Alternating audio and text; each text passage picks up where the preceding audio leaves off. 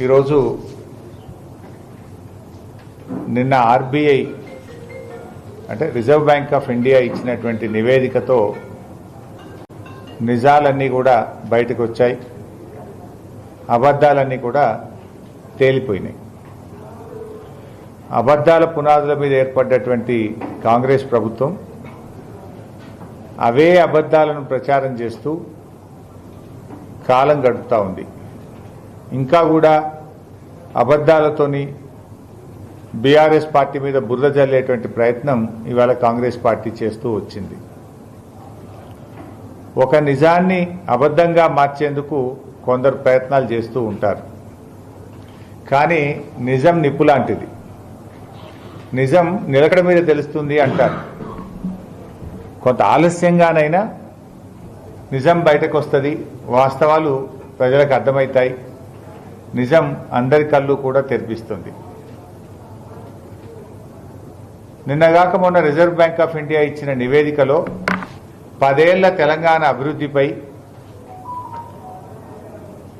కాంగ్రెస్ మంత్రులు, ముఖ్యమంత్రి రేవంత్ రెడ్డి గారు చేస్తున్న దుష్ప్రచారం అంతా కూడా శుద్ధ తప్పు అని తేలిపోయింది. తెలంగాణ దివాలా దివాలా అంటున్నటువంటి వారికి Reserve Bank of India report చెంపపెట్టు లాంటిది.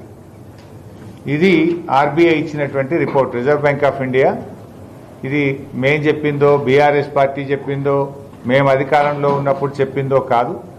ఈ దేశం యొక్క ఆర్థిక వ్యవస్థను నడిపిస్తున్నటువంటి Reserve Bank of India report ఇది.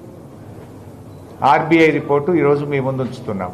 అంటే సంపదను సృష్టించడమే కాదు, దాన్ని రెట్టింపు చేయడం ఎలాగో బీఆర్ఎస్ పాలనలో యావత్ దేశానికి చాటి చెప్పిండ్రు ముఖ్యమంత్రి కేసీఆర్.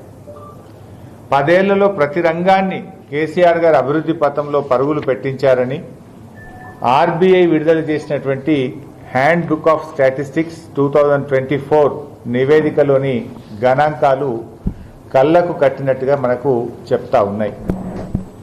10 ఏళ్ల కేసీఆర్ పాలనలో జీఎస్డీపీ ఎలా పెరిగింది, తలసరి ఆదాయం ఎలా పెరిగింది, సాగు విస్తీర్ణం ఎంత పెరిగింది, వ్యవసాయ రంగం ఎంత అభివృద్ధి జరిగింది, అటవీ విస్తీర్ణం ఎంత పెరిగింది, క్యాపిటల్ ఎక్స్పెండిచర్ ఎంత పెరిగింది, ఉపాధి అవకాశాలు ఎలా గ్రామీణ ప్రాంతాల్లో, పట్టణ ప్రాంతాల్లో ఎంత మెరుగ్గా పెరిగాయి అనేటువంటిది ఇవాళ ఆర్బీఐ గణాంకాలు కుండబద్దలు కొట్టినట్టుగా స్పష్టంగా చెప్తున్నాయి.